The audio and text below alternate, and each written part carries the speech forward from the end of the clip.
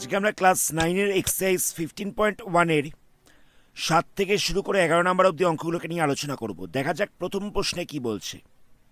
7 নম্বরের প্রশ্নে বলছে একটি আয়তাকার বাগান রয়েছে যার দৈর্ঘ্য হচ্ছে 14 মিটার, প্রস্থ হচ্ছে 12 মিটার। বাগানটির ভেতরের চারদিকে সমান চওড়া একটি রাস্তা রয়েছে। সেই রাস্তাটা তৈরি করতে প্রতি বর্গ মিটারে 20 টাকা হিসেবে মোট এত টাকা খরচ হয়েছে। তাহলে রাস্তাটি কতখানি চওড়া? কোশ্চেনটা বলছে একটি আয়তাকার বাগান ছিল, সেই বাগানটার দৈর্ঘ্য দেওয়া রয়েছে 14 মিটার আর প্রস্থ দেওয়া রয়েছে 12 মিটার। তো দৈর্ঘ্য গিভেন রয়েছে 14 মিটার আর প্রস্থটা গিভেন রয়েছে 12 মিটার। এখান থেকে আমরা ক্ষেত্রফলটাকে বার করে নিতে পারবো। তাহলে বাগানের ক্ষেত্রফল কত হচ্ছে? দৈর্ঘ্য গুণ প্রস্থ। আয়তক্ষেত্রের ক্ষেত্রফলের ফর্মুলা হচ্ছে দৈর্ঘ্য গুণ প্রস্থ। এখানে বসবে 14 × 12 এত বর্গ মিটার। এটাকে মাল্টিপ্লাই করলে কত হবে? এটাকে মাল্টিপ্লাই করলে হয়ে যাচ্ছে 168 এত বর্গ মিটার। এটা বেরিয়ে গেল পুরো বাগানটার ক্ষেত্রফল। এবার বলছে বাগানটার ভেতরের দিকে সমান চওড়া রাস্তা আছে। ধরে নেওয়া যাক এই রাস্তাটা হচ্ছে x মিটার চওড়া। এই রাস্তাটা হচ্ছে x মিটার চওড়া।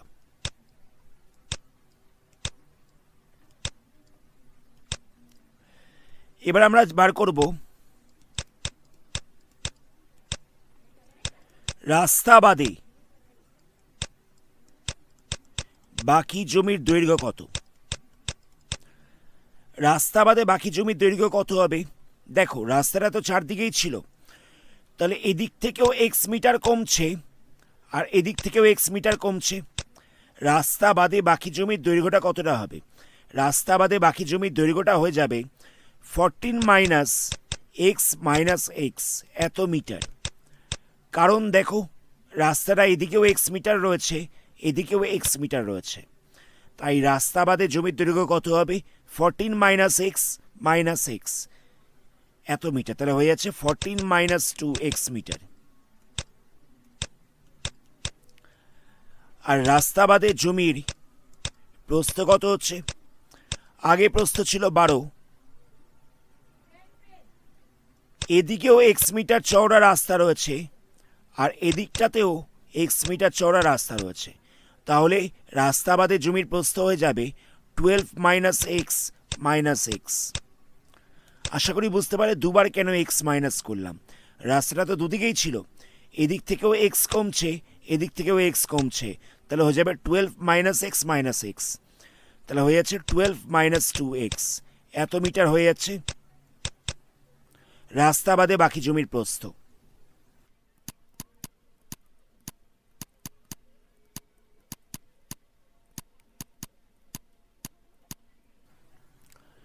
তাহলে রাস্তা বাদে বাকি জমির ক্ষেত্রফল কত হবে? যে কোনো আয়তক্ষেত্রকার জমির ক্ষেত্রফলের ফর্মুলা হচ্ছে দৈর্ঘ্য ইন্টু প্রস্থ। তাহলে দৈর্ঘ্য বলতে এখানটা হচ্ছে 14 - 2x আর প্রস্থ বলতে হয়ে যাচ্ছে 12 - 2x। এটাকে মাল্টিপ্লাই করতে হবে যেরকমভাবে বীজগণিতের গুণ করে। 14-এর সঙ্গে 12টাকে মাল্টিপ্লাই করলে কত হবে? এখানটায় হয়ে যাবে 168। আবার একই রকমভাবে 14-এর সঙ্গে -2x-টাকে মাল্টিপ্লাই করতে হবে, তাহলে হয়ে যাবে -28x। -2x এর সঙ্গে 12টাকে মাল্টিপ্লাই করতে হবে, তাহলে হয়ে যাবে -24x। -2x এর সঙ্গে -2x-টাকে মাল্টিপ্লাই করতে হবে, তাহলে হয়ে যাবে 4x²। এত বর্গমিটার হচ্ছে রাস্তা বাদে বাকি জমির ক্ষেত্রফল। এখানে 168 যেরকম ছিল সেরকম রইল। এই দুটোকে প্লাস করা যাবে, দুটো সাইনটা সেম রয়েছে তাই প্লাস করতে হবে। প্লাস করলে হয়ে যাচ্ছে -52x + 4x² এত বর্গমিটার। এবার দেখো প্রথমে আমরা যে ক্ষেত্রফলটা বার করেছিলাম সেটা ছিল এই পুরো জমিটার ক্ষেত্রফল। তাহলে এই পুরো জমিটার ক্ষেত্রফলটা আমরা পেয়ে গেছিলাম 168 বর্গমিটার। আর আমরা যে দ্বিতীয়বারে যে ক্ষেত্রফলটা বার করলাম, মানে এই ক্ষেত্রফলটা হচ্ছে রাস্তা বাদে বাকি এই অংশটার ক্ষেত্রফল। এবার জায়গাটা বোঝো, আমি পুরো জমির ক্ষেত্রফলটা জানি আর রাস্তা বাদে বাকি জমিটার ক্ষেত্রফলটা জানি। এই দুটোকে যদি মাইনাস করে দেওয়া যায় তাহলে কতখানি জায়গায় রাস্তা আছে সেটা আমরা পেয়ে যাব। কথাটা আশা করি বোঝাতে পারলাম। পুরো জমির ক্ষেত্রফলটা আমরা জানি, সেটা হয়ে গেছে 168 বর্গমিটার। আর রাস্তা বাদে বাকি জমিটার ক্ষেত্রফলটা কত সেটাও আমরা জানি, সেটা বেরিয়েছে এত বর্গমিটার। এবার এই দুটোকে যদি মাইনাস করে দেওয়া যায় তাহলে আমরা যে অংশে রাস্তা আছে তার ক্ষেত্রফলটা পেয়ে যাব। তাহলে আমি কি করব,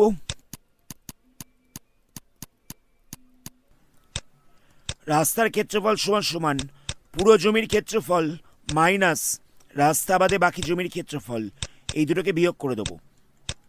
তাহলে হয়ে যাচ্ছে 168 minus 52x plus 4x square.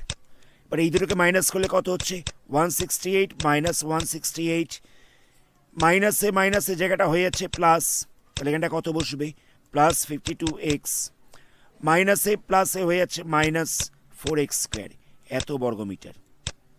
এখানে প্লাস 168 মাইনাস 168 ক্যান্সেল হয়ে যাচ্ছে। তাহলে রাস্তার ক্ষেত্রফল আমরা কত পেয়ে গেলাম, তাহলে রাস্তার ক্ষেত্রফলটা হয়ে যাচ্ছে 52x মাইনাস 4x স্কোয়ার এত বর্গমিটার হচ্ছে রাস্তার ক্ষেত্রফল। এবার বলে দেওয়া ছিল 1 বর্গমিটারে খরচ হচ্ছে 20 টাকা। 1 বর্গমিটার রাস্তা তৈরি করতে খরচ হচ্ছে 20 টাকা। এখানে মোট রাস্তা বলেছিল 52x মাইনাস 4x স্কোয়ার। তাহলে এত বর্গমিটার রাস্তা তৈরি করার খরচ কত হবে, এটাকে মাল্টিপ্লাই করতে হবে 20 দিয়ে। তাহলে হয়েছে 20 into 52x minus 4x square, এত টাকা হচ্ছে মোট খরচ। এই খরচটা ইকাল টু দেওয়া রয়েছে 1380। তাহলে লেখা যেতে পারে 20 into 52x minus 4x square equal to হচ্ছে 1380। তাহলে 52x minus 4x square equal to কত হবে, এই 20টা পাশে মাল্টিপ্লাই ছিল, সাইড চেঞ্জ করলে হয়ে যাবে 1380 বাই 20, জিরোটা ক্যান্সেল হয়ে যাচ্ছে। 2 দিয়ে 138কে ডিভাইড করলে কত পড়ে থাকছে 69 পড়ে থাকছে। মাইনাস 4x স্কোয়ারটাকে আগে লিখলাম প্লাস 52x, 69টাকে সাইড চেঞ্জ করলাম, তাহলে এখানটা হয়ে যাবে মাইনাস 69 ইকাল টু হচ্ছে 0। এই তিনটে থেকে মাইনাস সাইনটাকে কমন নেওয়া যেতে পারে, তাহলে পড়ে থাকবে 4x square minus 52x plus 69 equal to হয়ে যাচ্ছে 0। মাইনাস সাইনটাকে কমন নেওয়া হয়েছে তিনটে থেকে, তাহলে কত হয়ে যাচ্ছে 4x square minus 52x plus 69 equal to হয়ে যাচ্ছে 0। মাইনাসটাকে পাশে নিয়ে আসলে সেই 0ই পড়ে থাকবে। এবার এটাকে আমাদের মিডল টার্ম ফ্যাক্টর করতে হবে। এটাকে কি করে আমরা উৎপাদকে বিশ্লেষণ করব ভালো করে দেখো। এখানে 4 ছিল আর এখানটায় 69 ছিল। 4টাকে লেখা যেতে পারে 2 ইন্টু 2, আর 69টাকে লেখা যেতে পারে 23 ইন্টু 3, এটা লেখা যায়। এই 2 এর সঙ্গে আমরা 23টাকে মাল্টিপ্লাই করছি, তাহলে কত হবে, এখানটা হয়ে যাবে 46। আর এই 2 আর 3টাকে মাল্টিপ্লাই করছি, 2 আর 3টাকে মাল্টিপ্লাই করলে হয়ে যাচ্ছে 6। তাহলে দেখো এই 46 এর সঙ্গে যদি 6টাকে প্লাস করে দেওয়া যায় তাহলে কত হবে, তাহলে হয়ে যাবে 52। আশা করি জায়গাটা বুঝতে পারলে আমরা কি করে মিডল টার্ম ফ্যাক্টর করলাম। 4টাকে ভেঙেছিলাম 2 ইন্টু 2, আর এটাকে ভেঙেছিলাম 3 ইন্টু 23। এবার 2 এর সঙ্গে 23টাকে মাল্টিপ্লাই করছি, তাহলে হয়ে যাবে 46। আর 2 এর সঙ্গে আমরা 3টাকে মাল্টিপ্লাই করছি, তাহলে হয়ে যাবে 6। মানে এই দুটোকে প্লাস করলে হচ্ছে 52। 4x স্কোয়ার যেরকম ছিল সেরকম রইল, 52 এর জায়গায় লিখছি 46 plus 6 into x plus 69 equal to হয়ে যাচ্ছে 0। 4x স্কোয়ার মাইনাস 46x প্লাসে মাইনাস হয়ে যাবে minus 6x plus 69 equal to হচ্ছে 0। এই দুটো জায়গা থেকে আমরা 2xটাকে কমন নিতে পারবো। 2xটাকে কমন নিলে পড়ে থাকবে 2x মাইনাস 23। আর এই পার্টটা থেকে আমরা 3টাকে কমন নিতে পারো, মাইনাস 3টাকে কমন নিলে কত পড়ে থাকবে, পড়ে থাকবে হচ্ছে 2x মাইনাস 23। 2x মাইনাস 23 দুটোতেই রয়েছে, তাই 2x মাইনাস 23টাকে কমন নিলাম, কত পড়ে থাকছে 2x মাইনাস 3 পড়ে থাকছে ইকাল টু হয়ে যাচ্ছে 0। এখান থেকে 2x মাইনাস 23 ইকাল টু একবার হয়ে যাবে 0, আর একবার 2x বাই 3 ইকাল টু হয়ে যাবে 0। আমরা একবার এটাকে 0 লিখবো আর একবার এটাকে 0 ধরবো। এখান থেকে তাহলে কত হচ্ছে দেখো, x ইকাল টু হয়ে যাচ্ছে 23/2। প্রথমে 23টাকে আমরা সাইড চেঞ্জ করলাম, এটা মাইনাস ছিল, এবার সেটা প্লাস হয়ে যাবে, আর 2টা এপাশে মাল্টিপ্লাই ছিল, 2টাকে দিয়ে ডিভাইড করে দিলাম, তাহলে এক্স ইকাল টু কত হয়ে যাচ্ছে 11.5। আর এখানটা এক্স ইকাল টু কত হয়ে যাচ্ছে, এক্স ইকাল টু হয়ে যাচ্ছে 3/2। 3টাকে সাইড চেঞ্জ করলাম প্লাস হয়ে যাবে, আর 2টাকে দিয়ে ডিভাইড করে দিচ্ছি, তাহলে হয়ে যাচ্ছে 3/2, ডিভাইড করলে হয়ে যাচ্ছে 1.5 এত মিটার। তাহলে এক্স ইকাল টু হতে পারে 11.5 অথবা হতে পারে 1.5। এবার দেখো, পুরো জমি ছিল 14 মিটার দৈর্ঘ্যের, পুরো জমিটা ছিল 14 মিটার দৈর্ঘ্যের। সেই 14 মিটার দৈর্ঘ্যের জমিতে দুধারে 11.5 মিটার চওড়া রাস্তা হওয়া সম্ভব নয়। কথাটা বোঝো, এই পাশে যদি 11.5 মিটার চওড়া রাস্তা থাকে আর এই পাশে যদি 11.5 মিটার চওড়া রাস্তা থাকে, এই 11.5 আর 11.5টাকে যোগ করলে দেখো এটা হয়ে যাচ্ছে 23। তো 14 মিটার দৈর্ঘ্যের জমিতে কি করে 23 মিটার চওড়া রাস্তা থাকবে? এটা তো সম্ভব নয়। তাহলে আমরা 11.5টাকে অ্যাকসেপ্ট করব না, মানে আমরা এখানটা লিখে দেবো যে এই 11.5টা গ্রহণযোগ্য নয়।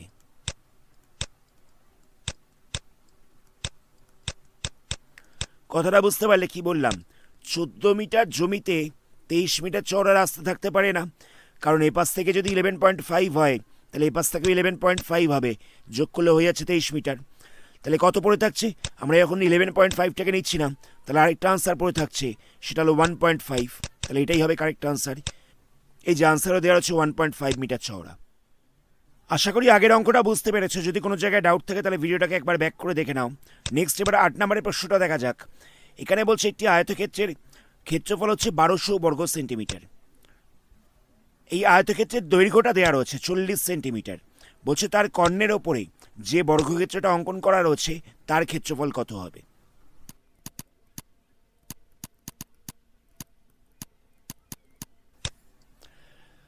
আয়তাকার জমির ক্ষেত্রে ক্ষেত্রফলটা গিভেন রয়েছে। ক্ষেত্রফলটা বলছে 1200 সেন্টিমিটার স্কোয়ার। দৈর্ঘ্য গিভেন রয়েছে, দৈর্ঘ্য বলছে 40 সেন্টিমিটার। আয়তক্ষেত্রের ক্ষেত্রফলের ফর্মুলা কি? দৈর্ঘ্য ইন্টু প্রস্থ। এটা হচ্ছে আয়তক্ষেত্রের ক্ষেত্রফল, সেটা ইকালটা গিভেন রয়েছে 1200। এই দৈর্ঘ্য ইন্টু প্রস্থ ইকালটা গিভেন রয়েছে 1200।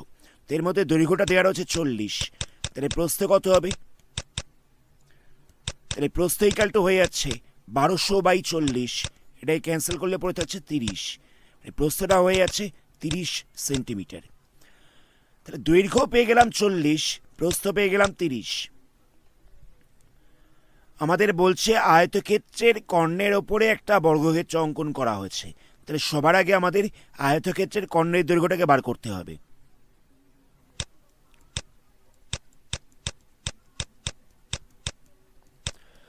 আয়তক্ষেত্রের কর্ণের দৈর্ঘ্যের ফর্মুলা কি? আয়তক্ষেত্রের কর্ণের দৈর্ঘ্যের ফর্মুলা হচ্ছে √ দৈর্ঘ্য স্কোয়ার প্লাস প্রস্থ স্কোয়ার। এখানে দৈর্ঘ্যের জায়গায় বসবে 40, 40-এর স্কোয়ার, প্রস্থর জায়গায় বসবে 30, তাহলে হয়ে যাচ্ছে 30-এর স্কোয়ার। 40-এর স্কোয়ার করলে হয়ে যাবে 1600, 30-এর স্কোয়ার করলে হয়ে যাবে 900, প্লাস করলে কত হচ্ছে √2500 এত সেন্টিমিটার। √ করলে হয়ে যাচ্ছে 50 সেন্টিমিটার।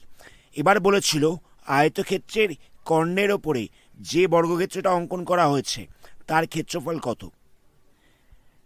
তাহলে আশা করি বুঝতে পারছো যে আয়তক্ষেত্রের কর্ণের দৈর্ঘ্যটা যেটা হবে, বর্গক্ষেত্রের বাহুর দৈর্ঘ্যটাও সেম হবে।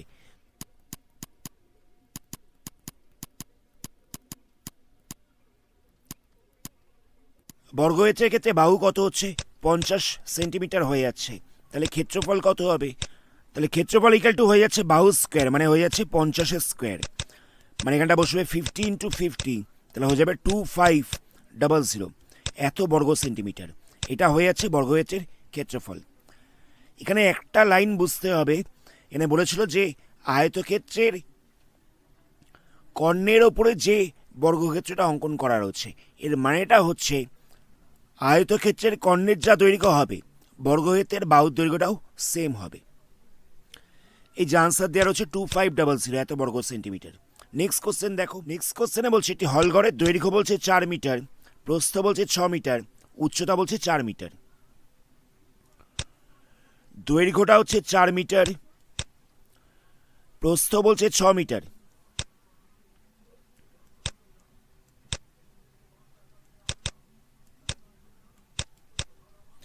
আর উচ্চতা বলছে 4 মিটার। বলছে এই হলঘরের মধ্যে 3টে দরজা আছে যাদের দৈর্ঘ্য এবং প্রস্থ যথাক্রমে 1.5 মিটার আর 1 মিটার। একটা দরজার দৈর্ঘ্য হচ্ছে 1.5 মিটার আর প্রস্থ হচ্ছে 1 মিটার।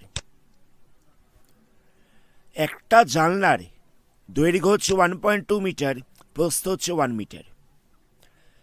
দৈর্ঘ্যটা হচ্ছে 1.2 মিটার, প্রস্থ হচ্ছে 1 মিটার। এরকম 4টে জানলা রয়েছে। তাহলে দরজা জানলা বাদে 4 দেওয়ালে 70 টাকা হিসেবে, প্রতি বর্গমিটারে 70 টাকা হিসেবে রঙিন কাগজ লাগাতে কত টাকা খরচা পড়বে? সবার আগে আমরা 4 দেওয়ালে ক্ষেত্রফল বার করব।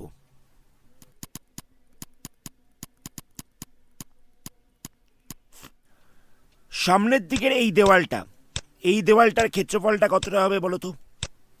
এই দেওয়ালটার ক্ষেত্রফলটা হবে দৈর্ঘ্য ইন্টু উচ্চতা।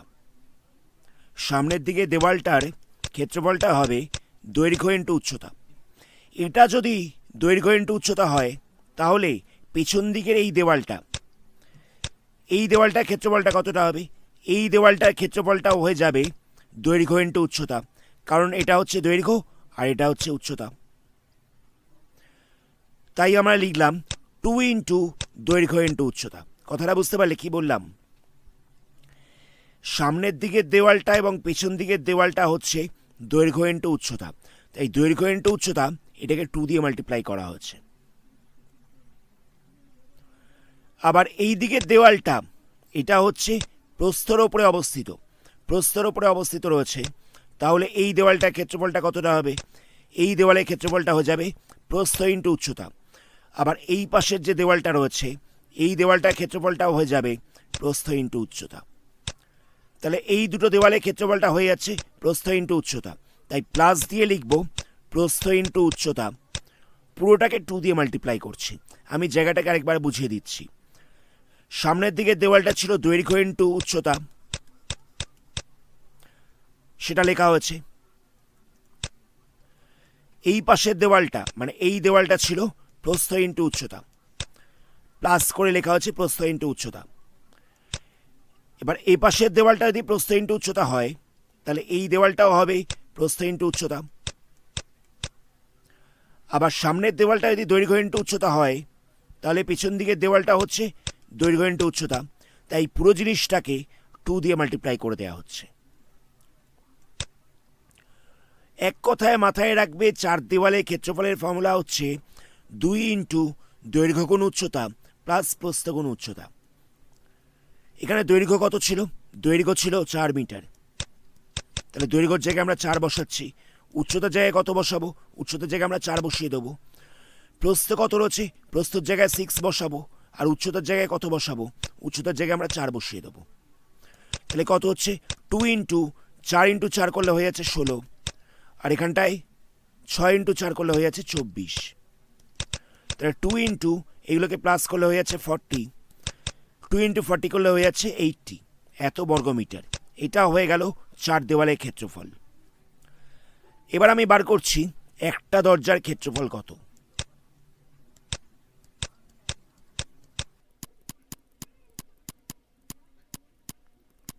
একটি দরজার ক্ষেত্রফল হয়ে যাবে দৈর্ঘ্য গুণ প্রস্থ। দৈর্ঘ্য বলতে কত হবে?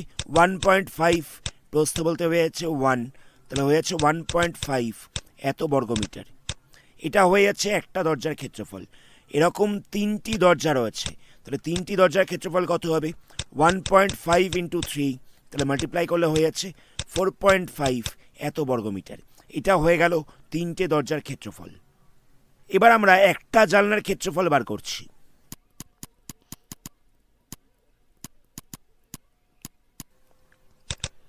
একটি জানলার ক্ষেত্রফল হয়ে যাচ্ছে 1.2 ইন্টু 1, তাহলে হয়ে যাচ্ছে 1.2 এত বর্গমিটার।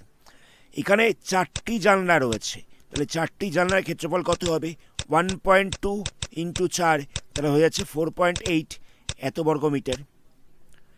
এবার 4 দেওয়ালে রঙিন কাগজ লাগানো হবে। চার দেওয়ালের ক্ষেত্রফল হচ্ছে এত। রঙিন কাগজটা তো নিশ্চয়ই দরজায় লাগানো হবে না, তাই দরজার ক্ষেত্রফলটাকে মাইনাস করতে হবে। রঙিন কাগজটা জানলাতেও লাগানো হবে না, তাই জানলার ক্ষেত্রফলটাকে মাইনাস করতে হবে।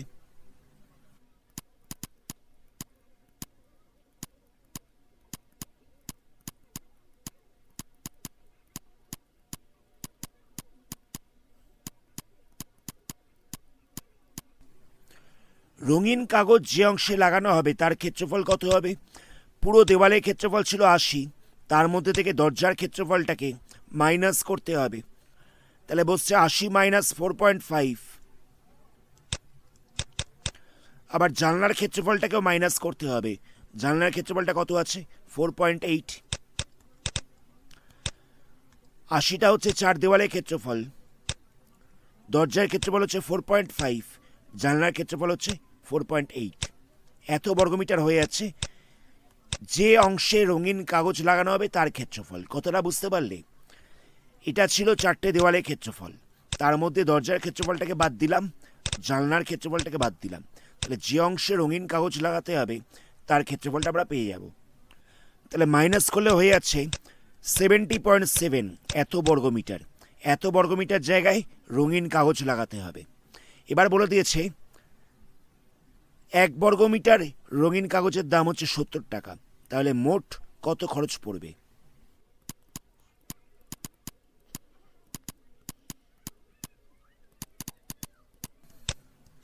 এক বর্গমিটারে খরচ হচ্ছে 70 টাকা, তাহলে 70.7 এত বর্গমিটারে খরচ কত? 70.7টাকে মাল্টিপ্লাই করতে হবে 70 দিয়ে। তাহলে কত হবে? মাল্টিপ্লাই করলে হয়ে যাবে 49। এটাই হচ্ছে আনসার। এত টাকা খরচ পড়ছে। এক বর্গমিটারে খরচ হচ্ছে 70 টাকা, আর এত বর্গমিটারে খরচ কত হবে? এটাকে 70 দিয়ে মাল্টিপ্লাই করছি, তাহলে মাল্টিপ্লাই করলে হয়ে যাবে 4949 টাকা। এটাই হচ্ছে আনসার। আনসারটাকে চেক করা যাক। এই যে আনসারে দেওয়া হচ্ছে 4949। নেক্সট 10 নম্বরের প্রশ্নটা দেখা যাক। এখানে বলছে চার দেওয়ালের ক্ষেত্রফল হচ্ছে 42 বর্গমিটার। মেঝের ক্ষেত্রফল গিভেন রয়েছে, ঘরের দৈর্ঘ্য গিভেন রয়েছে, উচ্চতা জিজ্ঞেস করেছে।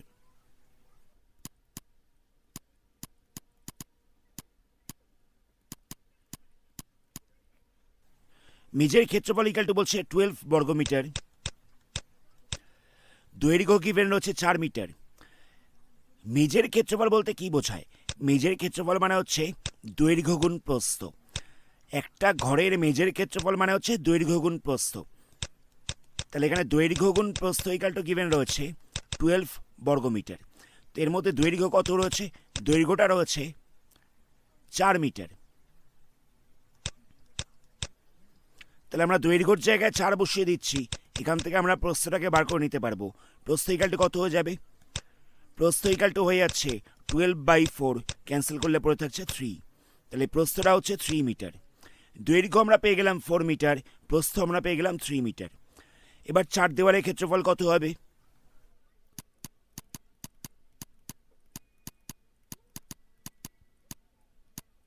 চার দেওয়ালের ক্ষেত্রফলের ফর্মুলা হচ্ছে 2 ইন্টু দৈর্ঘ্য গুণ উচ্চতা প্লাস প্রস্থ গুণ উচ্চতা।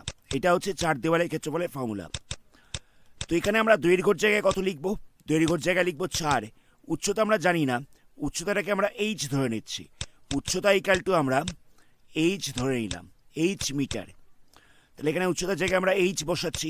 প্রস্থ বেরিয়ে গেছিল 3, উচ্চতার জায়গায় আমরা এইচ বসালাম। এত বর্গমিটার হয়ে যাচ্ছে চার দেওয়ালের ক্ষেত্রফল।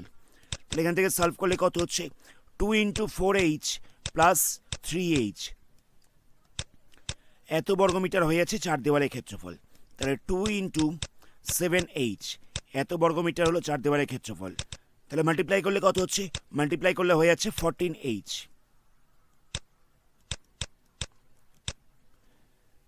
এই চার দেওয়ালের ক্ষেত্রফল ইকাল টু দেওয়া রয়েছে 42 বর্গমিটার। এখান থেকে সলভ করে আমাদের এইচ এর ভ্যালুটা বার করতে হবে। এইচ ইকাল টু হয়ে যাবে 42/14, ক্যান্সেল করলে পড়ে থাকছে 3। তাহলে উচ্চতা আমরা পেয়ে গেলাম 3 মিটার। তাহলে ঘরের উচ্চতা হচ্ছে 3 মিটার। এই যে আনসারও দেওয়া রয়েছে 3 মিটার। নেক্সট কোশ্চেন দেখো। একটি আয়তক্ষেত্র রয়েছে, সেই আয়তক্ষেত্রের ক্ষেত্রফলটা বলে দিয়েছে 84 বর্গ সেন্টিমিটার। এই আয়তক্ষেত্রকার কাগজটার দৈর্ঘ্য প্রস্থের অন্তর বলে দিয়েছে 5 সেন্টিমিটার। তাহলে কাগজটির পরিসীমা কত, মানে আয়তক্ষেত্রটির পরিসীমা কত?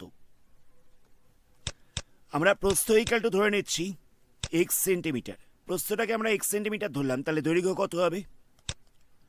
দৈর্ঘ্য ইকুয়াল টু হয়ে যাবে x প্লাস 5 সেন্টিমিটার, কারণ দৈর্ঘ্য প্রস্থের অন্তর দেওয়া ছিল 5 সেন্টিমিটার। তাহলে প্রস্থ যদি x সেন্টিমিটার হয় তাহলে দৈর্ঘ্য কত হবে? দৈর্ঘ্য হয়ে যাবে x প্লাস 5 সেন্টিমিটার। তাহলে ক্ষেত্রফল কত হবে?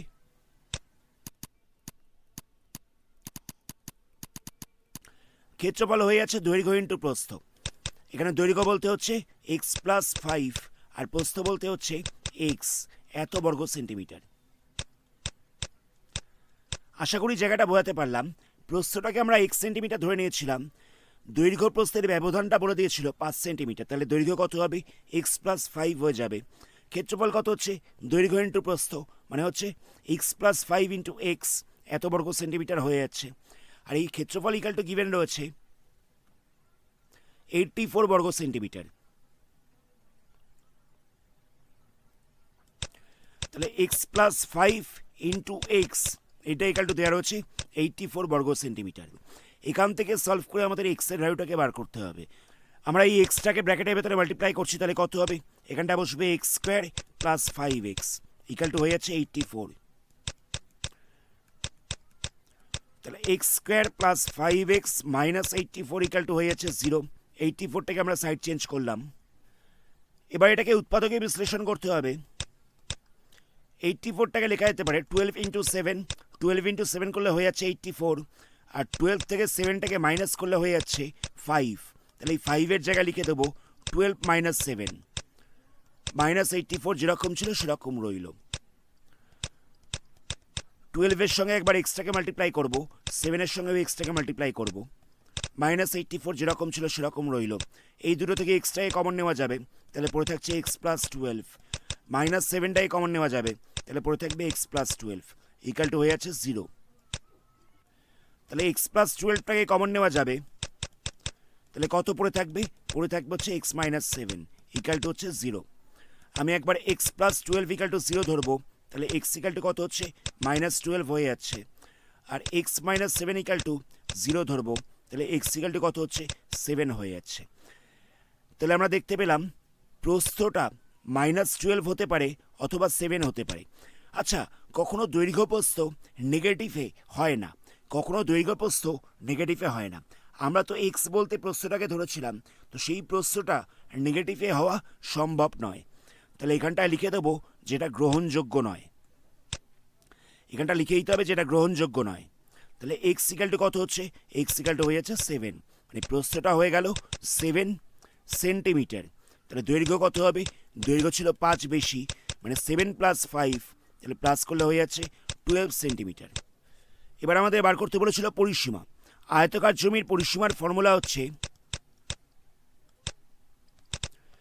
2 গুণ দৈর্ঘ্য যোগ প্রস্থ, এটা হচ্ছে পরিসীমার ফর্মুলা।